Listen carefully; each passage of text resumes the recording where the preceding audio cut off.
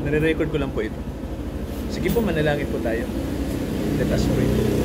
Dakilang Ama, nagpapasalamat po kami na muli po binigyan nyo kami ng pagkakataon na magsama-sama po dito po sa aming fellowship, dito po sa Palmera.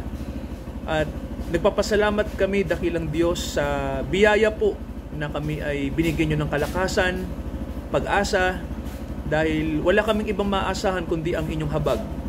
Ama, samahan nyo kami sa araw na ito. Pagpalain nyo pong patuloy ang business po na ginagampanan po namin, ang trabaho po na iniatang nyo sa amin, partikular po sa gawain po ng CCT at sa lahat ng mga partners namin.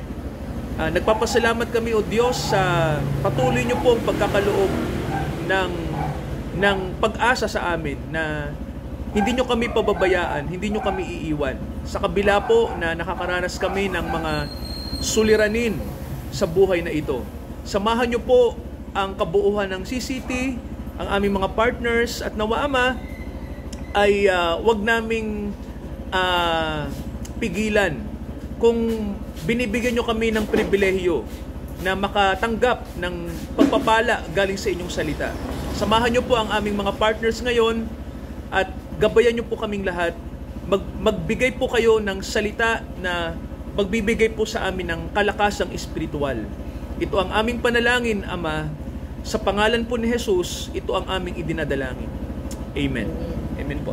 Ibasahin ko po sa inyo yung nakasulat po sa sulat po ni Juan sa chapter 15 verse 16. So ito po ang sabi ng ating Panginoong Jesucristo, ako'y hindi ninyo hinirang, ngunit kayo'y hinirang ko at aking kayong pinili upang kayo'y magsiyaon at magsipagbunga at manatili ang inyong bunga upang ang anumang inyong hilingin sa Ama sa aking pangalan ay maibigay niya sa inyo.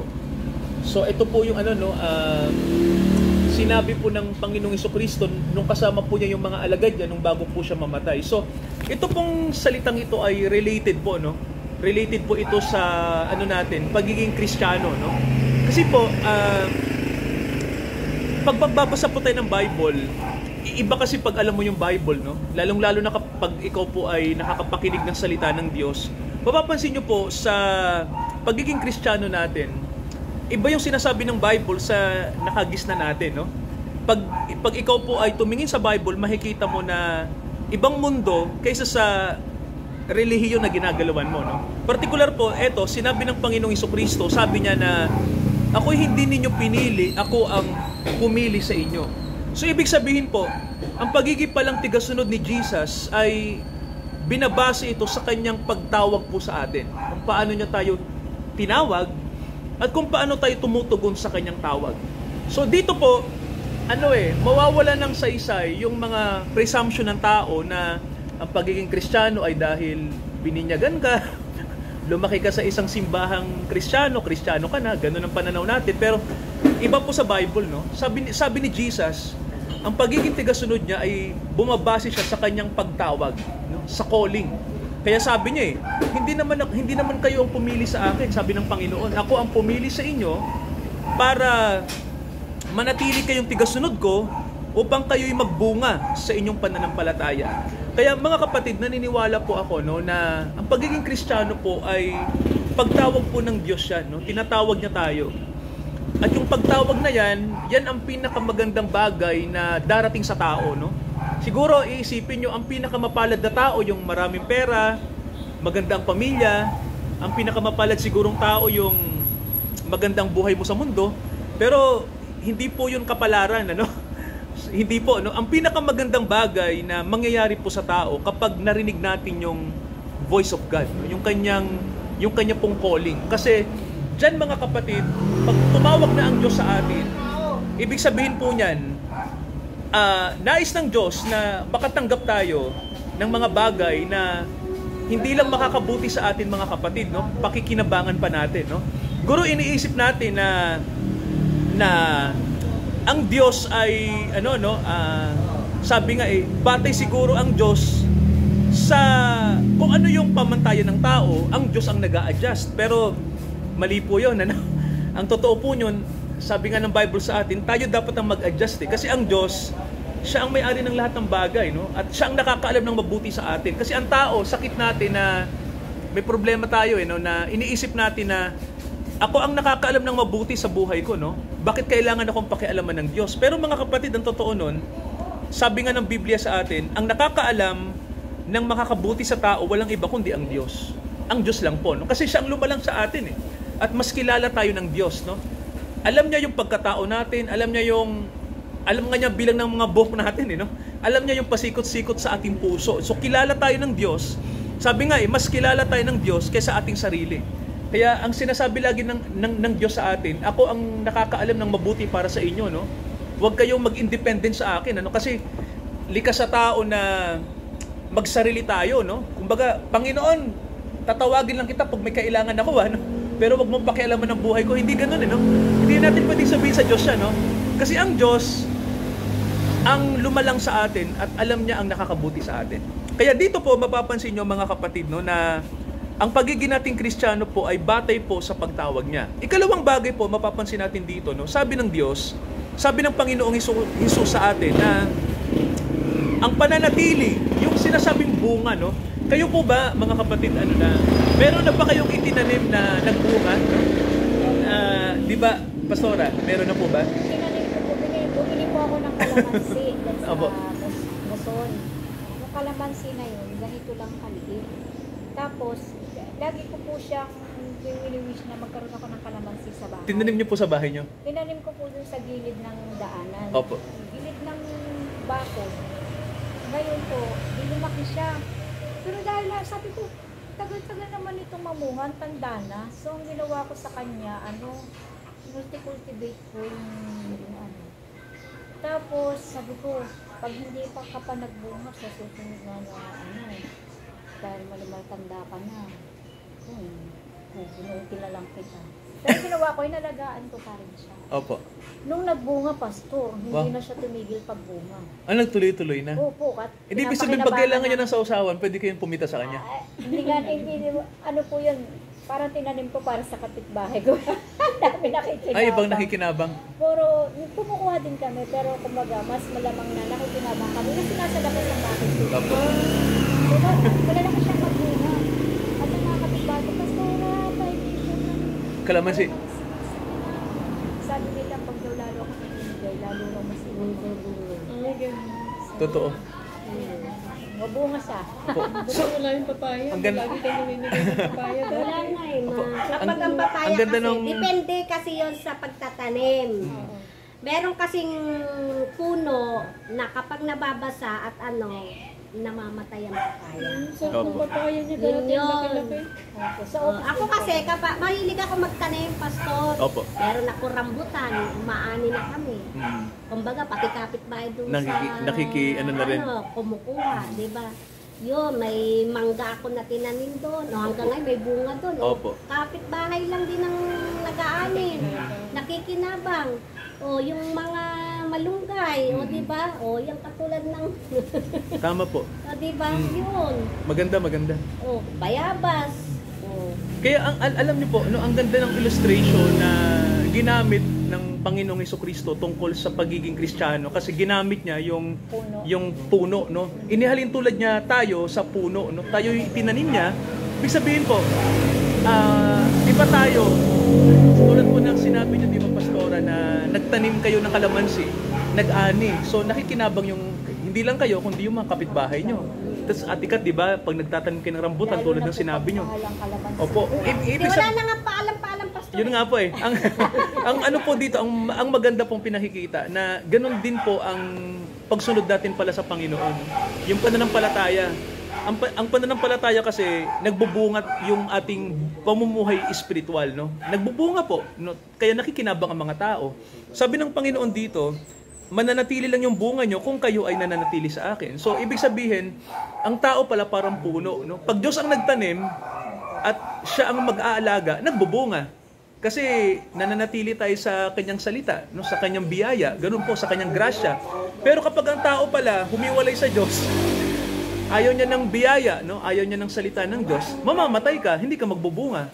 Eh sabi ng Panginoon, pag nagtanim siya, tapos hindi naman namunga, itatapo niya yon, walang kabuluhan. Bakit pa siya nagtanim kung hindi niya pakikinabangan? So, ganon din po yung buhay pananampalataya, mga kapatid, no, na tayo po inahalin tulad sa puno. Kapag Diyos po ang nag-alaga sa atin, magbubunga tayo. Ibig sabihin, magiging tayong daluyan ng biyaya, mga kapatid, no?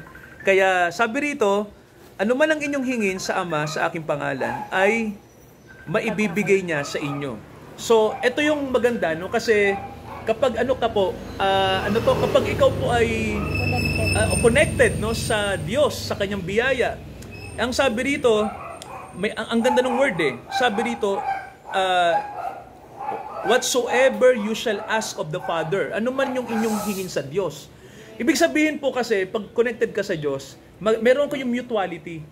Malalaman mo yung gusto ng Diyos, malalaman din ng Diyos yung iyong kailangan, no? Yung needs mo. Sa pagtatanim at sa alaga niyang buhay. Pagka connected, kapag ka merong tagapag-alaga, na alagaan ka, bubungay. May respond din yung puno sa nag-alaga. Tama po. Naalagaan ako ito, bunga, bubunga. Kinakausap pa nga minsan ng hardinero yung mga tinatanim. Di ba? Kinakausap. Kahit nga po yung Namungatay. bulaklak. Mangulaklak ka. Pero sinabi ko, pag hindi ka pa nagbunga, Bubunutin. dahil pinakausap ko siya, pero sinasabayan ko siya ng alaga. Nagbunga nga siya, pinakita niya yung bunga sa pastor. So parang gano'n din. Pag yung... Kaya kausap pa sa akin mo kasi yung mga puno. Ano ka. Yun nga ang puno na yan, hindi ako nakakatikim ng hinog, pastor. Yan lang ka. Hindi ako nakakatikim ng hinog. Kasi pag pinapahinog ko, bumibiak, nabubulok. Pag pinahihinog nyo sa puno. Oo, sa puno. Pinabayaan ko ngayon. Sabi ko, hindi man lang ako kinausap ko, hindi man lang ako nakatikim ng bunga mo. Bunga mo na hindi ka nabubulok. Isang araw nung nakaraang may nalaglag. Hinog. Hindi nabulok. Ibig sabihin, mabango. Nakinig. Kaya sabi ko, kaya minsan, din yung kakausap, yung mga bulaklak ko, kinakausap ko eh. Opo. Yung mga, ang dami kong talong niya, pastor. Talong, sa supot lang ng sako. Lalaki ng bunga. Tapos yung talong, yung mga papaya, yan, nakakatikim sila. Opo. Dahil namimigay ako. Kaya ang ganda po nung kasi sa Bible may sinasabi na bunga pag tayo ay nasa Panginoon, may bunga eh. Ito po, pakinggan nyo, no, yung sa Galatia, meron kayong maririnig dito, no, na ano ba yung nagiging bunga natin kapag tayo po ay nasa Panginoon. Pakinggan nyo po ito. Sa Galatia chapter 5, pansinin nyo po yung sinasabi dito ng verse 22, datapwat ang bunga ng Espiritu ng Diyos ay pag-ibig, katuwaan, sabi po rito, no, kapayapaan, pagpapahinuhod, kagandahang loob, kabutihan, pagtatapat, kaamuhan, pagpipigil. Laban sa gayong mga bagay ay walang kautusan. So dito po mapapansin nyo, no, lahat ng sinabi na bunga, kapag ikaw ay nasa Espiritu ng Diyos, may gabay ka ng Panginoon, ang sabi po, lahat ng bunga na ito ay mararanasan natin tulad po ng pag-ibig ng Diyos, yung kapayapaan galing sa Diyos, yung binibigyan tayo ng Diyos ng pagtsatsaga sa faith, meron tayong kagandahang loob na matatanggap sa Kanya, kabutihan, pagtatapat. So ang lahat ng ito, pakinabang natin, no? Kasi sabi nga sa pag-aaral nga ng psychology, sa sa larangan ng psychology, sinasabi na isa sa problema ng tao yung anxiety, di ba? Tayo ay, sabi nga isa sa mga bagay na pinoproblema ng tao yung overthinking, no? Iniisip natin yung gagawin ko, may ganito kaming problema, napakabigat. So, iniisip natin na hindi naman, sa kakaisip natin, akala natin, may solusyon. Pero ang totoo nun, mas lumalala pa ang problema sa kakaisip natin. Mas lumalala. Atikat, kakaisip. Iniisip mo yung solusyon, kakaisip. Pero, Stress Sa, kasi opo, ate, nai-stress ang tao. Pagka sobrang Mm. nakakaisip, ano yung Nai-stress. sa katawan mo? Nai-stress ka. Nai-stress ka pag kakaisip. Stress mo, nagbubunga sa'yo ng una, pangangasim ng tiyan. Yung masiman tiyan mo, tapos masakit ang ulo mo, hindi ka makatulog, sakit ang pinubunga mo. Lalo ka nakakapulog. Oo, may mga ganon. Nagpapalpitate yung puso mo, hindi ka naman dapat, bakit ako hindi naman ako nagpapalpitate. Ako iniisip ko, Pastora, yung nagkaroon ako ng dinimanda ko si, Mga- siyempre takot ako nun kasi mga gawa nga stress. ng first time. Mm. First time ba na haharap ka sa Na-stress kayo? Hindi mo naman alam. Ang iniisip ko doon, Opo. wala akong kasalanan. Sila Opo. ang may kasalanan sa akin. Bakit ako matatakot? Yun ang lagi kong inisip. Kasi wala naman talaga akong kasalanan eh. Opo. Sila may kasalanan eh. Bakit ako ma-stress sa kanila? Dapat sila ma-stress. Di ba, Pastor? Kasi wala akong kasalanan. Kumbaga, sila ang sila yung gumawa ng Kalokohan. sa akin. Dapat gawan din nila ng paraan. Mm. Yun na sinasabi ko doon sa abogado ko eh. Bakit po ganun? Sabi ko doon sa prosecutor, yung abogado niya. Sila na may kasalanan. Sila pa yung... Parang sila pa yung matapang, sila pa yung ako nga yung Dehado. binentahan eh. Sabi ko ako yung tapos ako pa yung kakasuhan nila. Ano yun? Asan ang batas natin dun? Alam mo, marunong yung prosecutor. Marunong pala silang, ang abogado pala, kapag ikaw ay prosecutor na, abogado ka at tinitignan pala nila yung, meron pala silang yung parang doctor din sila sa, psychiatrist, yun. Sinasay ko eh. Sinasaya ko, Kliyente. inaano pala nila ako. Tapos, yun na, Magkano kasi sa reaction mo kung ikaw ay nagsasabi ng totoo. sabi ko, attorney, sabi ko, ako, binentahan ako. Sila ang tumanggap, siya ang tumanggap ng pera. Pero nahihiwagaan ako. Kapag ang abogado naman, alam niyang guilty yung kanyang kliyente, alam niya rin. Di ba? Di ba alam niya? Oo, alam niya. yun eh. Kasi ganito yan. Alam niya yun eh. Ganito yan, Pastor. Kasi hindi pinagharap kami. Oo. Pinagharap kami. Hindi ka pwedeng maging abogado ng isang tao nang hindi mo saka may yan. Mag-usap tayo ha. Ganyan ba? aminin mo. Ako lagi akong, kapag doon sa date na yon, pumupunta ako, kinakausap ko yung prosecutor na yun. Wala si Christian eh. Wala yung mo. Wala yung mo. Tapos, isiset natin. Pag na naman, wala siya, hindi pumunta. Alam na ng Guilty. prosecutor yon. Pangatlo, umaten. Hindi pumunta daw. Pero, andun ako. Kinausap niya ako. Kinausap niya ako. Ano bang nangyari?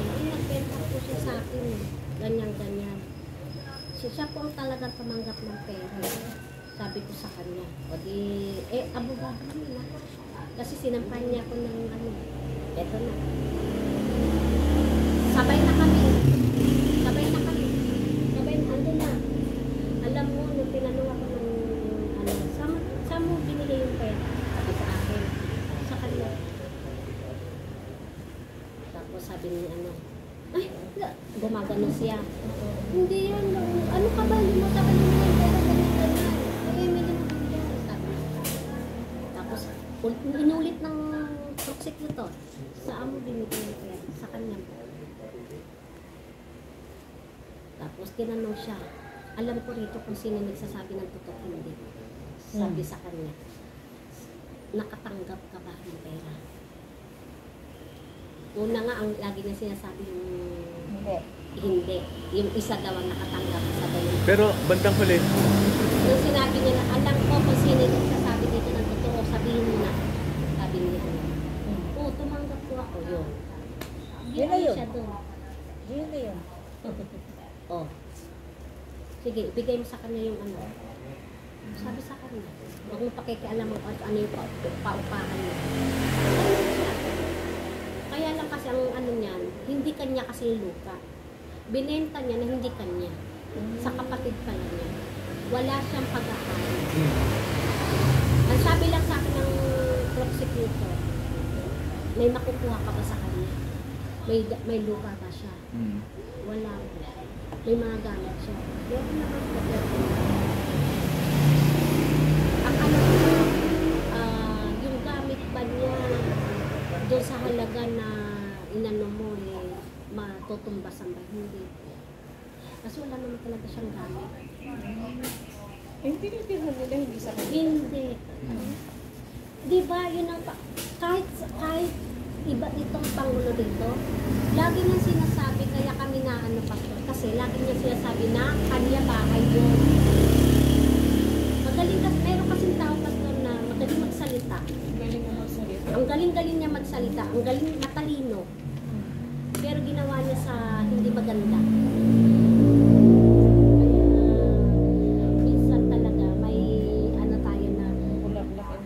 Kapag mabulaklak ang dila, doon ka matakot.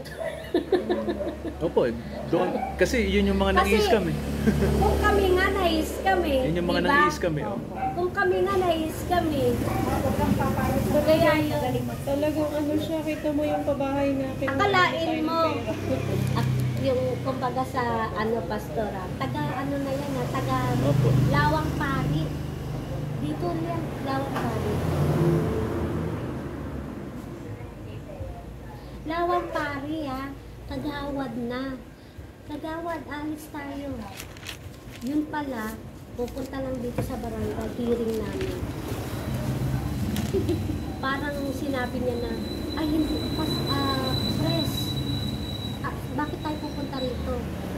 Sabi niya, Kagawad. Meron lang akong ano ba yun, hearing. Antayin mo na lang ako. Pero ayaw nung Kagawad. Kasi kilala ko yun. Yung para bang inaano niya siguro na may supporter siya, ano man. Pero ayaw ng, yung ginagawa niya, ayaw ng Kagawad niya. Kaya nung susunod na mga patawag na, hindi na sumama yung Kagawad niya. Kaya, ano siya, yung, kaya mas maganda talaga alihin mo yung tao, yung magaling kasi magsalita. Yun yung Atikat, yun yung sinasabi ng Panginoon na kapag ikaw ay kasama niya tayo, or siya ay nasa atin, yun yung word. Pinapaunawad din ng Panginoon kung sino yung mga tao na dapat mong lapitan, kung sino yung mga dapat mong maging kasama. Kasi binibigyan ka ng Panginoon din ng karunungan. Opo. Nagbibigyan ng Panginoon sa mga Christians ng unawa kung sino ba tong mga taong to. Yung iba naman, hindi kasi sila sensitive eh. Pero pag ikaw ay may gabay ka ng Panginoon, ipapaalam din ng Panginoon sa'yo kung sino yung mga taong yan. Opo, sino yung lalapitan mo. Opo. Kasi ako, yung Emily, yung tao na yun, hindi ko siya kilala.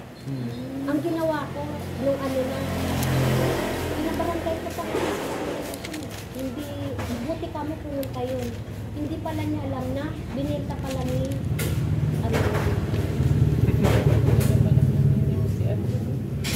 diba? Kaya ako nga, na-scam eh. Ang dami namin na-scam, pati doon sa babahay. Grabe, Akalain mo ako, ilan yun, pastor? 4, isa sa anak ko, kuya ko, saka yung driver ko. Nagkasakit yung driver ko, binalik ko na lang yung pera niya. Pera ko yun. Kaya binalik sila yung nun, sila yung nakipag-usap doon. Akala ko naman kasi totoo na kasi may mga official din na konsilor. May konsilor. May disod.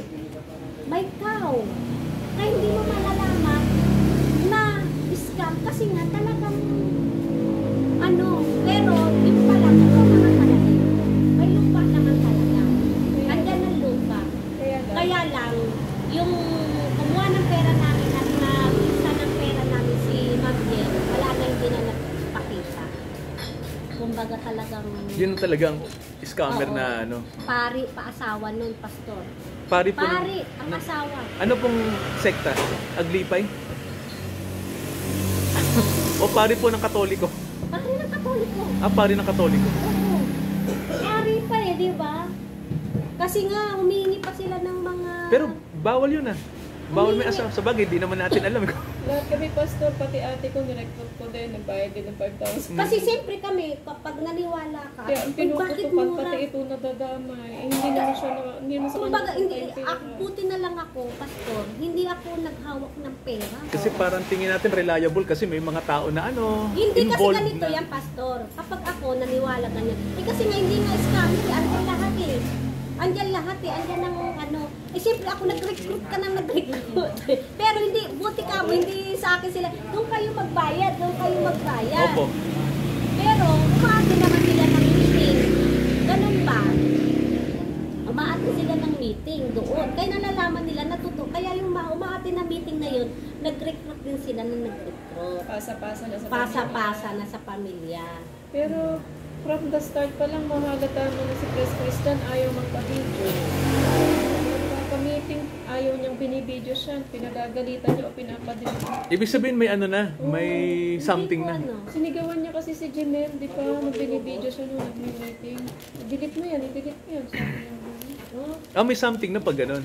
oo nga, parang takot talaga siya. Kaya dapat yan, pag kaya nung binibideo ko sila, nung nag-meeting sila, binibideo ko sila, sabi ko mag-video kayo na ibalik yung pera natin. Nung last lab meeting, sabi ibabalik nila yung pera. Hindi naman pala. Tinetext ko yung nagbigay ko, kinuha ko kayong number. Oh. Mga sinungaling. Marami talagang ganyan tayo sinungaling. Kaya ano po, mga kapatid, no, yung tawag dito, mas namomroblema tuloy ang tao kapag hindi siya dumidepende sa karunungan galing sa Diyos. Yun. Kaya lumalala ang problema. Kaya pala, dapat pala pastor, lahat ng gagawin mo, lahat. Isang guni mo. Kaya yung parang hirap na ako sa mga kaso na ganyan. Kasi nga, dinimanda ito. Dinimanda ako. Dinimanda ng kapatid ko. Lahat na kami rito. Dimanda. Sabi ko, Puro kaya demanda. nung na yan, sila rin ang sumuko. Sila pa nagbayad. Diba? In the end, no? Hindi talaga natutulog ang Diyos. No? Tama. Diba? Kumbaga, humingi pa siya sa akin ng sorry, pastor. Umiiyak. Niyakap pa ako. Sino si Chris Christian? Iyak na iyak. Dahil yung mga pinagdadagawa niya, yung sinalita niya, sabi ko wala na yung sinalita mo kasi pinanina ng mga tao yan. Nagsinungaling ka na. Sabi ko, wala na yung magagawa yung sorry mo.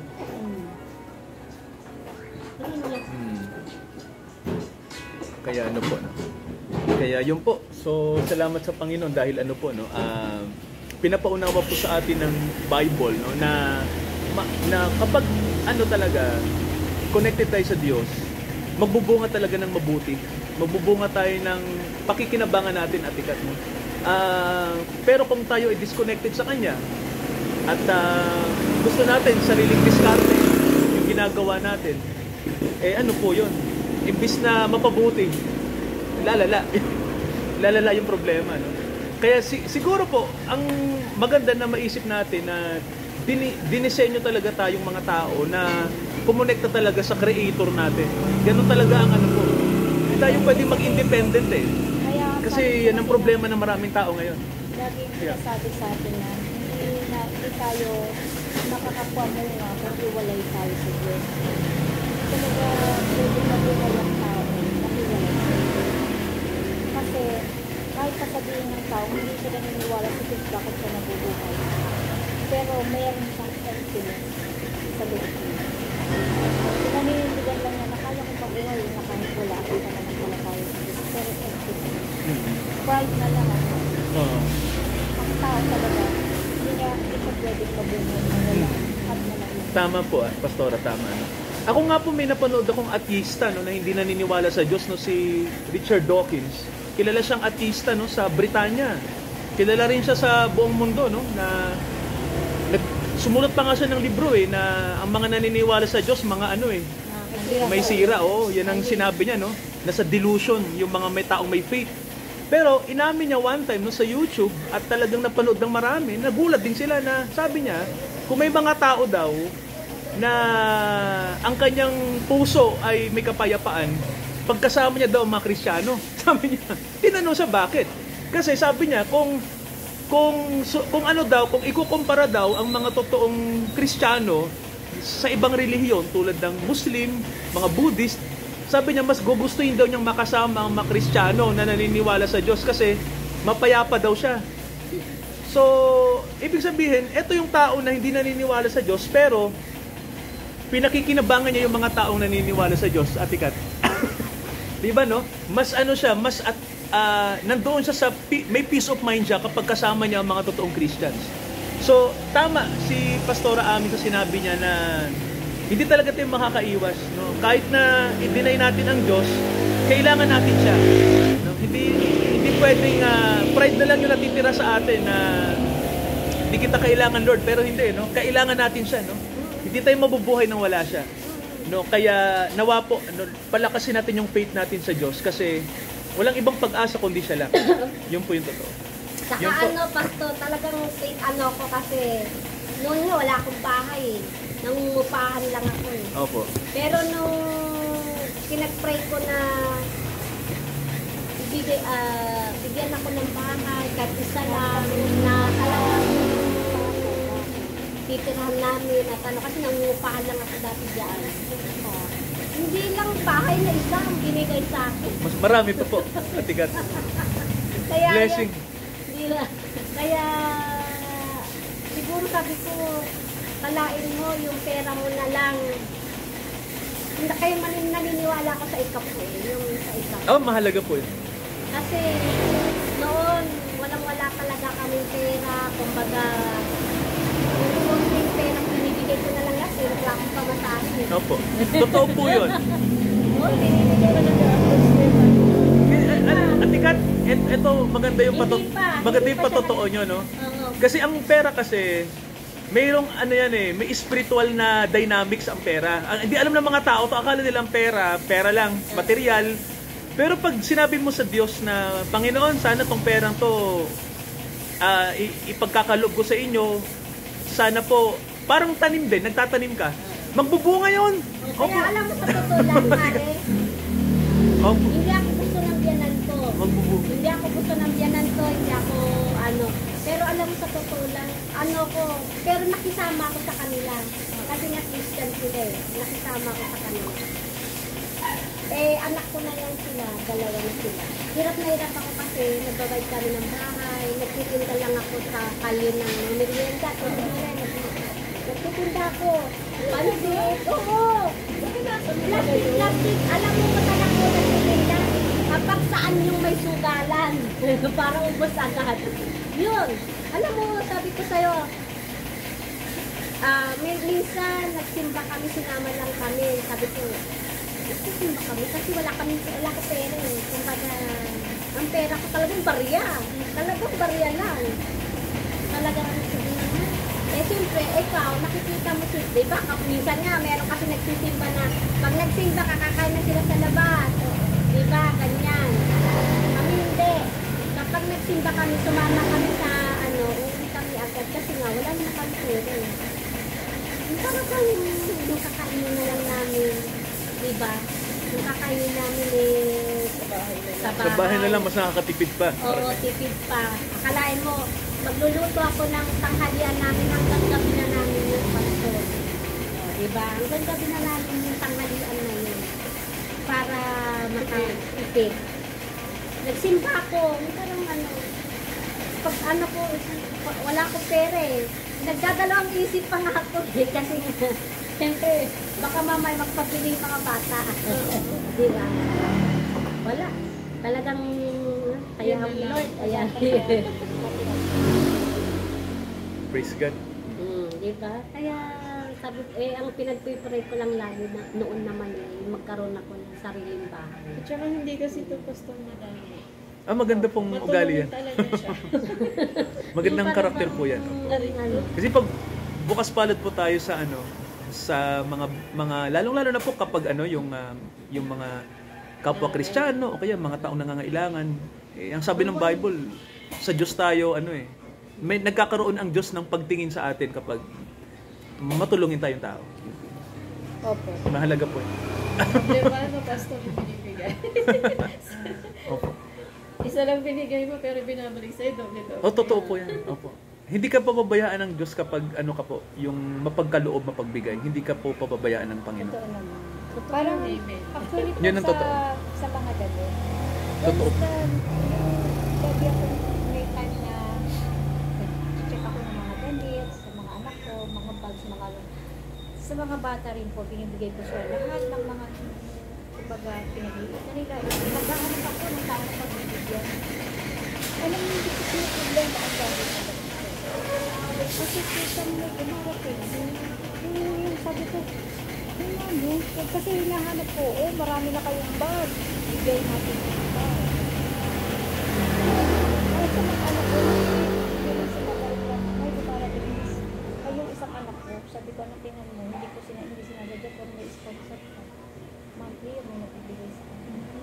Nakuha siya sa kasi yung kada, ano rin po ako, sabi ni ate, yung nakaraan na lesson, ano yung strength na meron ka sa palagay mo? Sabi ko, yung giver ako, kung anong meron ako, kung anong matira sa akin, satisfied na ako doon. Pero ang lesson pabalik nito, hindi naman ako pinagpungkulang pagdating ng time na wala ko lang. Wala naman meron pinarating.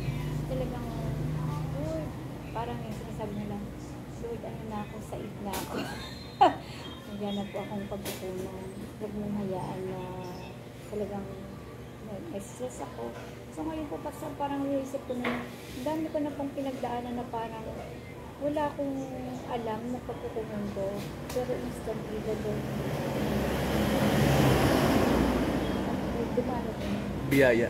Parang yung Pastor Ami, yung nung may time na kasama ko yung mga tiga CCT, no? Hindi ko na sasabihin kung sino sila. Kat, napasubo ako eh. Kasi may budget ako. Birthday ko. Kasama ko yung mga tiga CCT. Yung mga, yung mga kasama natin. Yung may mga position din na vital position. Birthday ko, Tikat, eto na. Sabi ko, bigla ko na lang nasabi na libre ko kayo, birthday ko. Ang problema ito, yung pera namin ni Mrs. yun lang yun. As in, ginastos ko lahat kasi nakita naman yung sabor medyo maganda eh. Nung nakita ko na yung said na yung pera ko, teka lang, wala na ako. Ba't ko pinamigay sa mga tabi ko? Inisip ko ng birthday ko naman eh, tsaka mga kapatid ko naman to, di ba? So, ginawa namin. Alam mo, nung araw din na yon, papunta kami sa isang lugar sa Bulacan, ano? Papunta na kami, Tikat. Wala akong pera, pero dala namin yung sasakyan. Dala namin yung kotse. Pumunta kami doon sa isang kapatiran, eto na. Pagdating doon, tinanong ako, Pastor, ano bang, kumusta yung sasakyan? Okay naman po. May lisensya ka na. Yun po yung kukunin ko. Sabi ko, 10K po eh. Palakad. Sabi ko, kailangan, wala po kong pera. Siguro po sa, alam niyo yung kapatid, sabi, bigyan kitang pera bukas. Magkano kailangan mo? As in, yung nagastos ko sa mga kapatid, yung araw na yon, Pastora, binalik sa akin. Mas doble pa. Di ba, 5 yun? Sabi, 5,000. naging 10K. Opo, ganon. Sabi ko, iniisip ko, baka nagkataon lang, baka coincidence lang. Di ba, ganon tayo, nagkataon lang siguro. Pero hindi, walang nagkataon. No? Sa ano po kasi sa Bible, walang nagkataon. No? Lahat ng bagay, May solusyon. may layunin kung bakit nangyayari. No? So ako po naniniwala na talagang kapag mapagkaloob po tayo, meron tayong bukas palad na ginagawa. Lalong-lalo na po kapag ang ginagawa natin ng tulong, yung mga tao talaga na legit yung talagang mga nangangailangan. Saka Ano po ang Diyos? Kumbaga, nagpe-pray ka na yung mo na may makakatulong sa'yo. Talagang lalaman yung tutulong sa'yo. Totoo po yun. Talagang magpapakita. Totoo po yun. Kaya sabi ko, parang minsan kasi, Pastor, naano na kasi ako sa Christian. Kasi parang lumayo pa yung loob ko.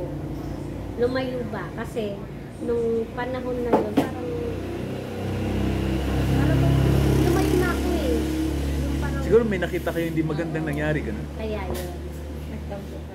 Oo. Pero pinakita rin ng God na Mga tao lang ding mga mahihina. mahihina, kakaano. Kumbaga, parang sinabi nila kasamili, maging matapang ka. Parang ganun, matapang ka, kailangan matapang ka. Huwag ka magpapang. Parang sa akin na, maging matapang ka, maging malakas ka, maging ano ka, huwag ka magpapaapi. Parang ganun ba? Yun ang parang yun ang ano sa akin ni God. Magandang attitude po yun. Parang bang gano'n na ano kasi kumbaga ako kasi kapag ano ginawan ka ng kasalanan kailangan lumaban ka. Parang gano'n ba? Kasi ako kapag ginawan mo ko parang nananahimik lang ako eh. Yung gano'n ba? Yung hindi na ako iinik. Gano'n.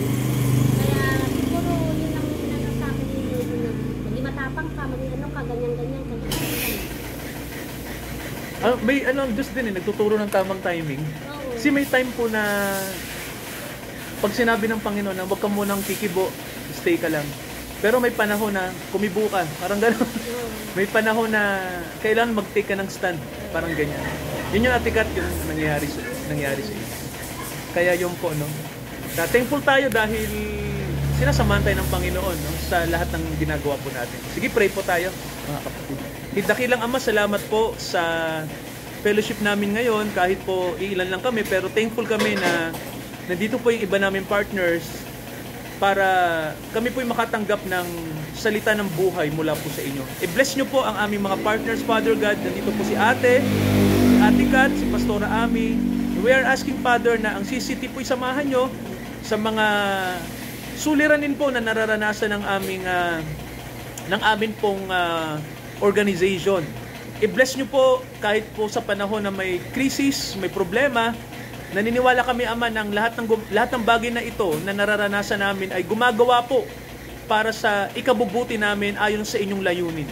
Pagpalain nyo po ang mga kapatid namin ngayon. Samahan nyo po ang tahanang ito na bukas sa inyong salita, sa tahanan po nila Ate Cathy, nila Kuya Bobby, mga anak nila. Salamat din po, Ama, na nananatili po silang open para po sa inyong salita. Samahan nyo, pagpalain po silang lahat, kaming lahat na nandito ngayon, sa pangalan ni Jesus, ito po ang aming itinadalangin. Amen. God bless po, mga kapatid.